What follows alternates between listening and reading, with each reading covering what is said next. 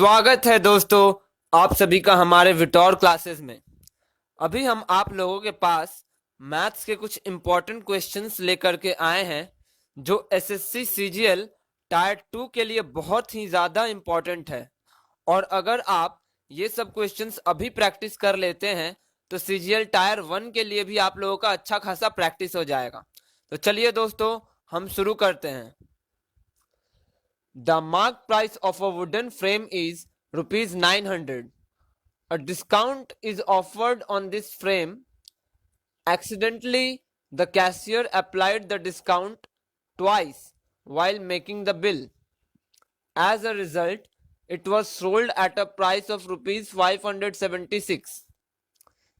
Still, a profit of 20% is earned. Had the cashier applied discount only once, what would have been the percent profit? प्रश्न में दोस्तों ध्यान से पढ़िएगा। प्रश्न में यह बताया जा रहा है कि एक वुडन फ्रेम का मार्क प्राइस है रुपीज 900। ठीक है, क्या बोला जा रहा है कि उस पर डिस्काउंट ऑफर किया गया। ठीक है, और जो कैशियर डिस्काउंट ऑफर कर रहा था एक्सीडेंटली 2 बार उतना परसेंटेज ऑफ डिस्काउंट वो ऑफर कर देता है कस्टमर को। ठीक है, और ये भी बताया जा रहा है कि लगातार 2 बार डिस्काउंट ऑफर करने के बाद भी जितने प्राइस में वो वुडन फ्रेम बिका है, ये दिया गया है 576 पे वो बिका है, उतने पे ही वो 20% का प्रॉफिट मतलब लाभ कर लेता है। ठीक है, Had the cashier applied discount only once, what would have been the percent profit? तो ये पूछा जा रहा है हम लोगों से, अगर डिस्काउंट केवल एक ही बार ऑफर किया जाता तो कितना परसेंट प्रॉफिट होता। ठीक है, तो चलिए इसको हम सॉल्व करते हैं।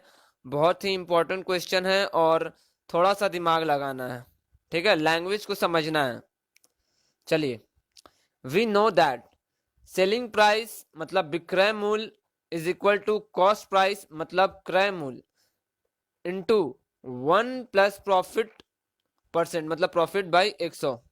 ठीक है, तो कॉस्ट प्राइस क्या होगा, ये 1 प्लस प्रॉफिट परसेंट बाई 100, ये जो पूरा होल एसपी के नीचे आ जाएगा, तो वही हमने कर दिया।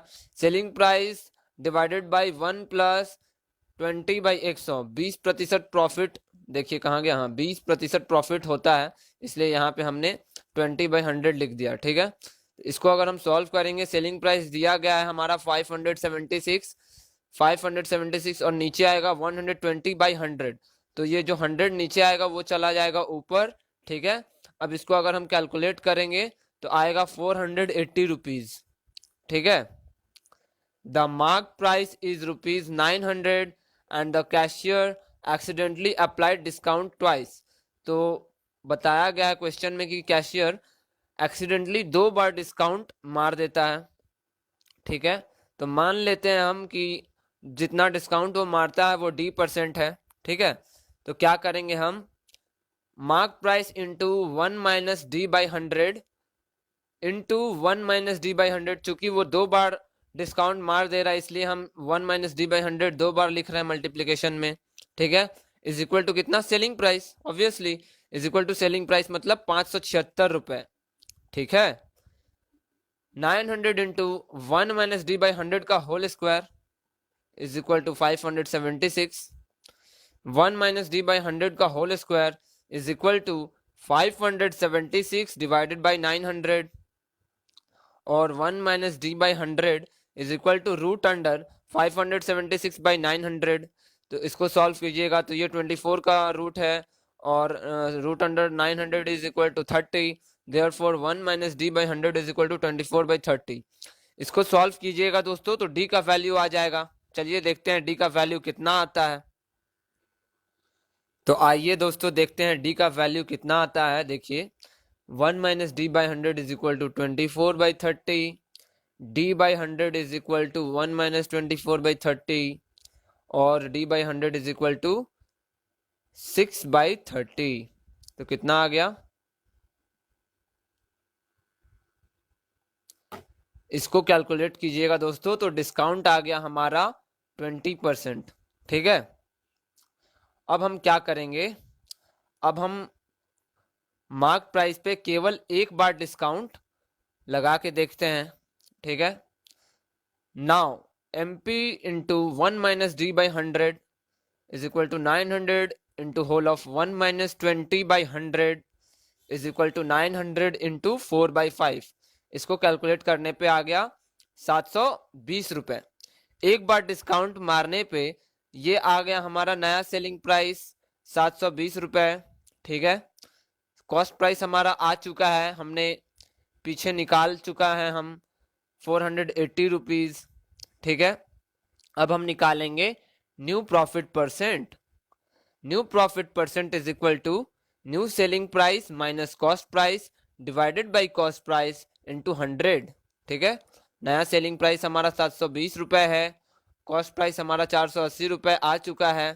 ठीक है, तो 720 minus 480 divided by 480 into 100 is equal to, इसको कैलकुलेट कीजिएगा दोस्तों तो 50% आ जाएगा। New profit percent is equal to 50%। यहाँ पे ये हमारा सवाल, पहला सवाल खत्म होता है। चलिए दोस्तों, अब हम अपना अगले सवाल की ओर रुख करते हैं। ये दूसरा सवाल भी दोस्तों बहुत ही ज़्यादा इम्पोर्टेंट है और ये स्पीड, डिस्टेंस एंड टाइम का सवाल है। चलिए इसको हम सॉल्व करते हैं। A man leaves his office to attend the teacher-parents meet in his son's school. The school is distance of 8 kilometers away from his office and he travels at a constant speed. He traveled half the way with the specified speed and stopped at a stationery shop for 10 minutes. To reach the school on time, he had to increase its speed by 2 km per hour for the rest of the way. Next time, he stopped at a stationery shop for 15 minutes. By what value must he increase his speed for the remaining half of the distance to reach the school as per the schedule? ध्यान से पढ़िएगा दोस्तों ये question. ठीक है, इसका language समझना बहुत ही इंपॉर्टेंट है। अक्सर स्टूडेंट ठीक से सवाल को समझ नहीं पाते हैं, इसलिए गलती होती है। बड़ा सवाल में अगर आप लैंग्वेज समझ जा रहे हैं और स्टेप बाय स्टेप सॉल्व कर रहे हैं तो आपका सवाल सही होना ही होगा, वो गारंटी मेरा है, आपका सवाल जरूर सही होगा। तो चलिए क्या बताने का कोशिश कर रहा है इसको हम पढ़ के समझते हैं। A man leaves his office to attend the teacher parents meet in his son's school. ठीक है, तो एक आदमी अपना बेटा का स्कूल जाता है टीचर पेरेंट्स मीट अटेंड करने के लिए। ठीक है, स्कूल का डिस्टेंस कितनी दूरी पे है, 8 kilometre away from his office. ठीक है, and he travels eight a constant speed, और ये भी बताया जा रहा है कि जब वो ऑफिस से निकलता है स्कूल की ओर तो एट अ कांस्टेंट स्पीड पे ट्रैवल करता है, समान स्पीड पे। ठीक है, he travelled half the way with the specified speed. ठीक है, एक स्पेसिफाइड स्पीड पे वो हाफ मतलब 4 किलोमीटर तक एक स्पेसिफाइड स्पीड पे वो चला है। ठीक है, and stopped at a stationery shop for 10 minutes, और हाफ तक जाके मतलब 4 किलोमीटर जाके एक स्टेशनरी शॉप पे वो 10 मिनट्स अपना समय व्यतीत करते हैं। ठीक है, to reach the school on time he had to increase speed by 2 kilometre per hour. ठीक है, तो स्कूल समय पे पहुंचने के लिए अब वो क्या करते हैं, अपना स्पीड को बढ़ा देते हैं 2 किलोमीटर प्रति घंटा से। ठीक है, जितना स्पीड था और 2 किलोमीटर बढ़ा देते हैं 2 किलोमीटर प्रति घंटा की स्पीड से। ठीक है, अब बाकी का 4 किलोमीटर वो उतना ही स्पीड से वो ट्रैवल करते हैं। ठीक है, यहाँ पे ये खत्म हो गया। अब दूसरा पार्ट क्या है ये समझने का कोशिश कीजिए। नेक्स्ट टाइम मतलब अगली बार, he stopped at stationery shop for 15 minutes, मतलब अगली बार फिर वो पेरेंट्स टीचर मीट के लिए जाते हैं और स्टेशनरी शॉप पे क्या करते हैं, वो 15 मिनट के लिए रुक जाते हैं। ठीक है, जब 15 मिनट के लिए रुक जाते हैं तो क्वेश्चन ये है हमारा, by what value must he increase his speed for the remaining half of the distance.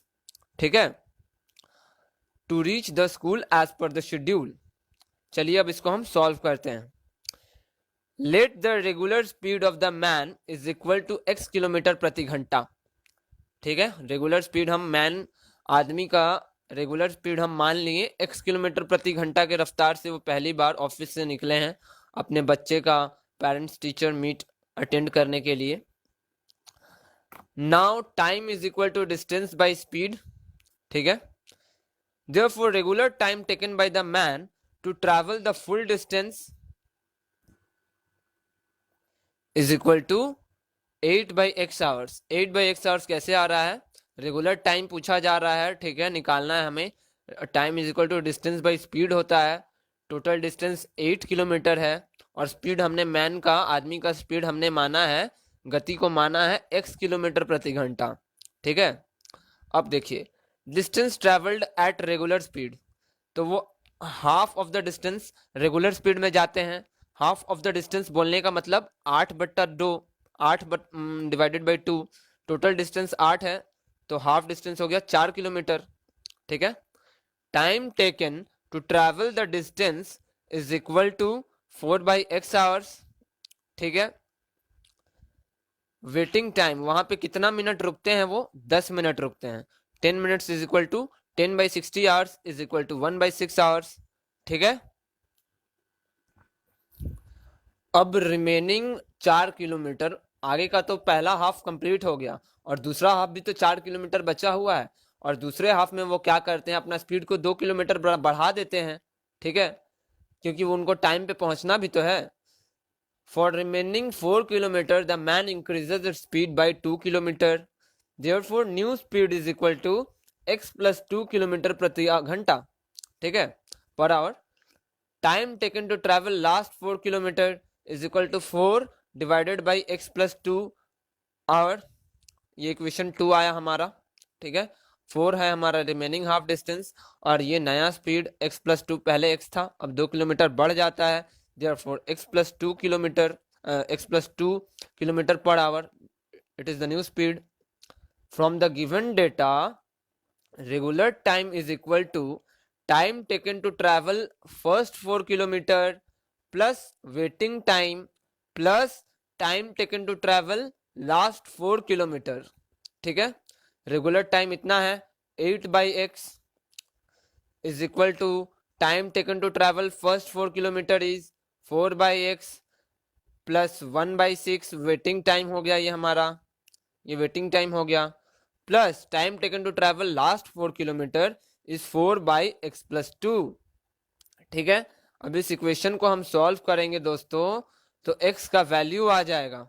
ठीक है, x का वैल्यू देखिए आएगा कितना, x plus 8 x minus 6 is equal to 0। तो x is equal to 6 kilometre प्रति घंटा। Omitting the negative value of speed, मतलब ये 8 तो नेगेटिव आ जाएगा ना, इसलिए हम पॉजिटिव मान लेंगे, पॉजिटिव वैल्यू लेंगे। तो हमारा आ गया कितना, x is equal to 6 kilometre प्रति घंटा। और x को हमने दोस्तों स्टार्टिंग में क्या माना है, x को माना है हमने regular speed of the man. ठीक है, तो वो आ गया हमारा 6 किलोमीटर पर आवर। अब देखिए ध्यान से दोस्तों, अब सेकेंड केस। ठीक है, now in the second case the man travels first 4 kilometre at its regular speed and waits for 15 minutes. ठीक है, पहला हाफ मतलब फर्स्ट 4 किलोमीटर वो अपने रेगुलर स्पीड में ट्रैवल करते हैं और स्टेशनरी शॉप पे पहले 10 मिनट व्यतीत करते थे। इस बार उन्होंने कितना समय लिया है, स्टेशनरी शॉप पे 15 मिनट्स। ठीक है, तो वेटिंग टाइम हमारा कुछ और निकलेगा। इस केस में वेटिंग टाइम हमारा निकलेगा 15/60 इज इक्वल टू 1/4 आवर्स। ठीक है, और हमें इस केस में हम क्या मानते हैं, let y is equal to the speed with which he travels the remaining distance. जो लास्ट का और 4 किलोमीटर जो उनको ट्रैवल करना है रिमेनिंग डिस्टेंस, वो मान लेते हैं हम y किलोमीटर प्रति घंटा के रफ्तार से वो ट्रैवल करते हैं। ठीक है, again he reaches the distance in regular time. अब ये इक्वेशन आ गया हमारा 8/x is equal to 4/x plus waiting time नया वाला आया 1/4 प्लस द रिमेनिंग डिस्टेंस में जो स्पीड से वो ट्रैवल कर रहे हैं, y स्पीड से वो ट्रैवल कर रहे हैं, तो यहाँ पे क्या हो जाएगा, टाइम, एक नया टाइम आएगा, ये time is equal to distance by speed होता है, तो 4/y। ठीक है दोस्तों, अगर हम ये इक्वेशन को सॉल्व करेंगे और x का मान जो हमारा पहले जो आ चुका है x is equal to 6 kilometre प्रति घंटा, अगर उसको इस इक्वेशन में पुट करेंगे तो हमारा y का वैल्यू भी आ जाएगा दोस्तों। ठीक है, क्योंकि दो अननोन है x और y। x हमने फाइंड कर लिया है पहले, x का मान आ चुका है 6 किलोमीटर प्रति घंटा। ठीक है, तो इसको सॉल्व कीजिएगा तो y का वैल्यू आ जाएगा 9.6 किलोमीटर पर आवर। ठीक है, अब हमें क्या फाइंड करना है, increase in usual speed. Increase in usual speed is equal to y minus x is equal to 9.6 minus 6 kilometre प्रति घंटा इज इक्वल टू 3.6 किलोमीटर प्रति घंटा। ठीक है, ये क्वेश्चन हमारा यहाँ पे हो गया कंप्लीट। इसको अच्छे से और एक बार आप लोग देख लीजिए, बहुत ही इंपॉर्टेंट क्वेश्चन है ये। अगर आप सॉल्व कर ले रहे हैं तो बहुत टाइप्स के सम्स को आप कवर कर ले रहे हैं। तो चलिए अब हम अपने तीसरे सवाल की ओर बढ़ते हैं। ये जो सवाल जो अभी हम करने वाले हैं दोस्तों, ये रेशियो एंड प्रोपोर्शन का सवाल है और ये कुछ थोड़ा अलग टाइप का भी है, तो आप ध्यान से देखिएगा। Nathan and Stephen entered into a partnership. Nathan invested rupees 3,000 more than Stephen. The time periods for which Nathan and Stephen invested were in the ratio 3:2. Finally, they received profits in the ratio 5:3. How much money did they invest in total? Question में ये बताया जा रहा है दोस्तों कि Nathan and Stephen एक partnership में एंटर करते हैं। ठीक है, नाथन इन्वेस्ट करते हैं रुपीज 3,000 मोर देन स्टीफन। ठीक है, स्टीफन जितना इन्वेस्ट कर रहे हैं उनसे 3,000 ज्यादा इन्वेस्ट करते हैं नाथन। ठीक है, और कितना टाइम पीरियड के लिए दोनों इन्वेस्ट कर रहे हैं, the time periods for which the Nathan and Stephen invested were in the ratio में दिया गया है अनुपात 3:2। ठीक है, finally they received profits in the ratio 5:3, और उनको लाभ भी होता है दोस्तों, और कितने रेशियो में, कितने अनुपात में, 5:3 के अनुपात में। ठीक है, how much money did they invest in total, ये हमारा क्वेश्चन है। ठीक है, तो चलिए इसको हम सॉल्व करते हैं। Suppose Nathan invested rupees x, so Stephen invested rupees x minus 3,000। ठीक है, क्योंकि नाथन 3,000 ज्यादा लगाते हैं तो स्टीफन x माइनस 3,000 ही होगा। ठीक है, the time periods for which Nathan and Stephen invested were in the ratio 3:2। ये टाइम पीरियड दिया गया है, टाइम पीरियड्स का अनुपात 3:2 में वो इन्वेस्ट करते हैं। ठीक है, ratio of amounts invested multiplied by time. ठीक है, ये हम अभी क्या कर रहे हैं, ratio of amounts invested multiplied by time, time का मल्टीप्लिकेशन कर दे रहे हैं जितने रेशियो में अमाउंट इन्वेस्ट किया गया है। ठीक है, यहाँ पे ध्यान से समझिएगा दोस्तों, नाथन इन्वेस्ट किया था x, ठीक है, और अनुपात था 3:2, मतलब नाथन का 3, तो ये 3x में गुना हो जाएगा। ठीक है, और 2 का गुना हो जाएगा x माइनस 3,000 में, क्योंकि स्टीफन का आया है यहाँ पे अनुपात 2 का। ठीक है, we know ratio of amounts invested multiplied by time is the same as the ratio of profits. इस सवाल का यही ट्रिक है दोस्तों। ठीक है, यही ट्रिक है और इसी के थ्रू सवाल आसानी से सॉल्व हो जाएगा। ये मेन लाइन है, इसको अच्छे से समझने की कोशिश कीजिए। Ratio of amounts invested multiplied by time is the same as the ratio of profit. ठीक है, किसका बराबर होता है, रेशियो ऑफ प्रॉफिट के बराबर होता है।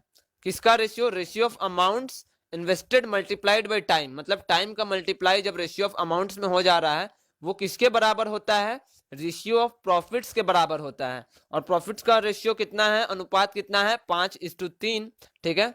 और अमाउंट का रेशियो कितना है, मल्टीप्लाइड बाई टाइम, ये इतना है 3x divided by 2 into whole of x minus 3000। इस इक्वेशन को सॉल्व कीजिएगा दोस्तों, तो x का मान निकल जाएगा, x का वैल्यू निकल जाएगा, x इज इक्वल टू 30,000, ठीक है। Total money invested is equal to x, ये नाथन का, और x माइनस 3000 ये स्टीफन का। तो कितना आ गया, 30,000 plus 30,000 minus 3,000 is equal to 60,000 minus 3,000 is equal to, the answer is 57,000, 57,000 रुपए। ये सवाल हमारा यहाँ पे सॉल्व हो गया। चलिए दोस्तों, अब हम अगला सवाल सॉल्व करते हैं। ये है हमारा नया सवाल। The area of rectangular field is 120 square meter and its diagonal is 17 meter.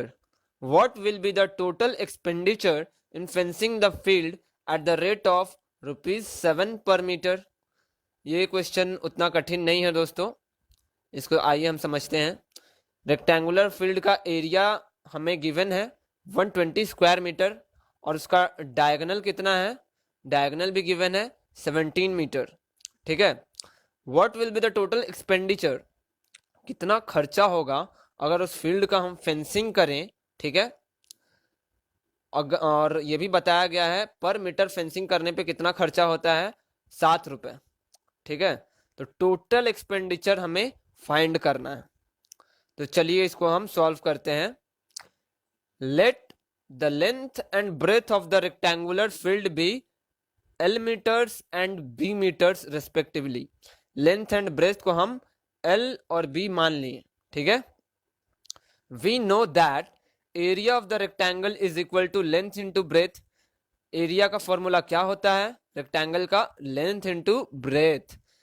तो लेंथ इंटू ब्रेथ हमें गिवन है, length into breadth is equal to 120 square metre, 120, ये इक्वेशन 1 आ गया हमारा, ठीक है।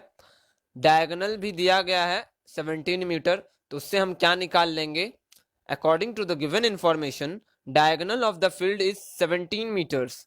17 is equal to root under L square plus B square, ठीक है। L square plus B square is equal to 289, root हटेगा तो ये 17 का स्क्वायर हो जाएगा, 17 का स्क्वायर होता है 289, तो ये इक्वेशन 2 आ गया हमारा, ठीक है दोस्तों। We know that L plus B का whole square is equal to length का स्क्वायर प्लस ब्रेथ का square plus 2 into length into breadth. Substituting the values from 1 and 2 we get, ये दोनों वैल्यू हम सब्स्टिट्यूट कर देंगे इस इक्वेशन में, ठीक है। L square plus B square का वैल्यू है 289, ये हमने पुट कर दिया 289, और 2 into length into breath, length into breath है 120, उसमें 2 का गुना हो जाएगा तो हो जाएगा 240। तो कितना आ गया दोस्तों, 289 plus 240 is equal to 529। Length plus breadth का whole square is equal to 529, length plus breadth is equal to root under 529, root under 529 is equal to 23, तो length plus breadth is equal to आ गया कितना, 23। Length plus breath दोस्तों 23 आ चुका है, ठीक है। और अब हमें फाइंड क्या करना होगा, पेरीमीटर। रेक्टेंगुलर फील्ड का पेरीमीटर निकालना बहुत ही जरूरी है, तभी जाके हम फेंसिंग में कितना टोटल खर्चा होगा निकाल पाएंगे, ठीक है। Now perimeter of the rectangular field is equal to 2 into length plus breadth, 2 into whole of length plus breadth, ठीक है। Perimeter of the given field कितना आ गया, 46 metre, 46 metre. Price for fencing is equal to perimeter into rate of fencing. 1 metre का 7 रुपए, तो 46 metre मतलब 46 metre का कितना लगेगा, 46 into 7 is equal to 322 rupees. Hence it will take ₹322 to fence the field. ये क्वेश्चन हमारा यहाँ पे हो गया सॉल्व। चलिए अगला सवाल हम सॉल्व करते हैं। ये सवाल दोस्तों टाइम एंड वर्क का सवाल है और थोड़ा हल्का कठिन भी है। ध्यान से ये क्वेश्चन को समझिएगा, नहीं तो बहुत सारे स्टूडेंट्स फंसे हैं ये सवाल को सॉल्व करने में। चलिए इसको हम सबसे पहले पढ़ते हैं सवाल को। Rohan, Harish and Sanjay are three typists who working simultaneously can type 168 pages in 4 hours. In 1 hour, Sanjay can type as many pages more than Harish, as Harish can type more than Rohan. During a period of 5 hours, Sanjay can type as many pages as Rohan can during 9 hours. How many pages does each of them type per hour respectively? ठीक है, देखिए question में क्या बताया जा रहा है दोस्तों। रोहन, हरीश और संजय तीन दोस्त हैं, थ्री टाइपिस्ट हैं, ठीक है, जो साइमल्टेनियसली काम करते हैं। और साइमल्टेनियसली काम करने पे वो 168 मतलब 168 पेजेस को टाइप कर लेते हैं कितने घंटे में? 4 घंटे में। ठीक है, ये पहला कंडीशन हमारे पास दिया गया है। In 1 hour Sanjay can type as many pages more than Harish.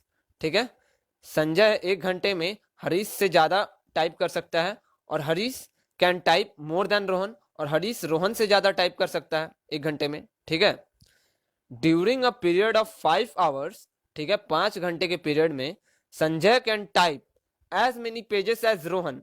ठीक है, संजय कितना टाइप कर लेता है? As many pages as Rohan, मतलब रोहन जितना कर सकता है कितने घंटे में? 9 घंटे में। As many pages as Rohan can during 9 hours, Sanjay कितना कर सकता है? During a period of 5 hours Sanjay can type, मतलब 5 घंटे में संजय जितना पेज को टाइप करता है, रोहन को 9 घंटा लग जाता है उतना ही पेज को टाइप करने में। ठीक है दोस्तों, ये लाइन को अच्छे से समझिएगा। हम लोगों से सवाल क्या पूछा जा रहा है? How many pages does each of them type per hour respectively. ठीक है, तीनों अलग अलग ईच पर आवर कितना में, पर आवर कितना पेज टाइप कर सकते हैं। रोहन 1 घंटे में कितना टाइप कर सकता है, हरीश 1 घंटे में कितना टाइप कर सकता है, और संजय 1 घंटे में कितना टाइप कर सकता है। ये है सवाल दोस्तों। ठीक है, सबसे पहले हम सवाल को समझ लिए, अब चलिए इसको हम सॉल्व करते हैं। Let us assume Harish types x pages per our. Harish कितना टाइप कर लेता है? x pages. ठीक है, since Sanjay can type as many pages more than Harish in 1 hour, as Harish can type more than Rohan, question में जो दिया गया वही, Sanjay can type as many pages more than Harish। ठीक है, संजय हरीश से ज्यादा टाइप कर सकता है in 1 hour, as Harish can type more than Rohan, और हरीश क्या कर सकता है? रोहन से ज्यादा टाइप कर सकता है 1 घंटे में। ठीक है, let the number of pages typed by Sanjay in 1 hour be x plus y and those by Rohan be x minus y। ठीक है दोस्तों, यही x plus y और x minus y बहुत इंपॉर्टेंट है, कैसे हमें लिखना है, यहीं पे अक्सर स्टूडेंट कंफ्यूज हो जाते हैं। ठीक है, let the number of pages typed by Sanjay in 1 hour be x plus y, Sanjay को 1 घंटे में लगता है x plus y। ठीक है, and those by Rohan be x minus y। ठीक है, working simultaneously can type 168 pages in 4 hours. ठीक है, तीनों को एक साथ साइमल्टेनियसली अगर काम करते हैं तो 4 घंटे में लगता है 168 पेजेस। ठीक है, तो 1 घंटे में कितना लगेगा? In 1 hour is equal to 168 divided by 4 is equal to 42 pages वो 1 घंटे में टाइप कर सकते हैं। ठीक है, तो देखिए अब हम पुट कर देते हैं यहाँ पे, 1 घंटे का 1 आवर का हमने निकाला है। संजय कितना कर सकता है? Rohan x minus y page type कर सकता है 1 घंटे में, Sanjay x plus y type कर सकता है 1 घंटे में, और हरीश 1 घंटे में x पेजेस को टाइप करता है। तो देखिए अब हम क्या इक्वेशन लिख सकते हैं, x minus y plus x plus y is equal to 42। ठीक है, ये x माइनस वाई आ गया रोहन का, ये x है हरीश का, और ये x प्लस वाई है संजय का, इज इक्वल टू 42। ठीक है, 3x इज इक्वल टू 42 और x का मान आ गया x is equal to 14। x is equal to 14 मतलब हमने अज्यूम किया था Harish types x pages per hour, तो हरीश 1 घंटे में 14 पेजेस मतलब 14 पेज को टाइप कर सकता है। ठीक है, Now Sanjay can type as many pages in 5 hours as Rohan can in 9 hours. ठीक है, ये क्वेश्चन में हमने पहले डिस्कस कर चुके हैं कि संजय 5 घंटे में जितना पेज टाइप कर सकता है उतना ही रोहन 9 घंटे में करता है, उसको 9 घंटा लगता है। तो 5 इंटू एक्स प्लस वाई, ये संजय का था एक्स प्लस वाई, एक्स का वैल्यू 14 आ चुका है तो हमने यहाँ पे डायरेक्ट पुट कर चुके हैं हम 14। ठीक है, ये एक्स प्लस वाई है संजय का और x माइनस वाई है रोहन का। ठीक है, 5 into x plus y, x का वैल्यू 14 आ चुका है तो हमने डायरेक्ट यहाँ पे 14 पुट कर चुके हैं, is equal to 9 into x minus y, x का वैल्यू 14 आ चुका है तो हम यहाँ पे 14 पुट कर दिए। ठीक है, अब इसको हम सॉल्व करेंगे दोस्तों तो आएगा 70 plus 5y is equal to 126 minus 9y। ठीक है, तो यहाँ पे y का वैल्यू आ गया दोस्तों, सॉल्व करने पे y इज इक्वल टू 4। ठीक है, therefore Sanjay can type 18 pages in an hour, Rohan can type 10 pages in an hour, thus the required answer is 10, 14 and 18। ठीक है, यहाँ पे दोस्तों हम लोगों का आज 5 सवाल कंप्लीट हो गया। मेरा आप लोगों से रिक्वेस्ट है कि ये क्वेश्चन आप लोग बहुत ही बार प्रैक्टिस कीजिए और मेरे इस चैनल को सब्सक्राइब कीजिए ताकि हम जो भी नया वीडियो लेकर के आएँ उसका नोटिफिकेशंस आप लोगों के पास तुरंत ही आ जाए। और मेरा ये भी रिक्वेस्ट है आप लोगों से कि इस वीडियो को आप लोग फेसबुक पे ज़रूर से ज़रूर शेयर कीजिएगा ताकि जो आपके फ्रेंड्स प्रिपरेशन कर रहे हैं एसएससी सीजीएल के या बाकी और कम्पिटिटिव एग्ज़ाम्स के, उनका भी बहुत फ़ायदा हो जाएगा दोस्तों। ठीक है, चलिए तब तक के लिए बाय बाय।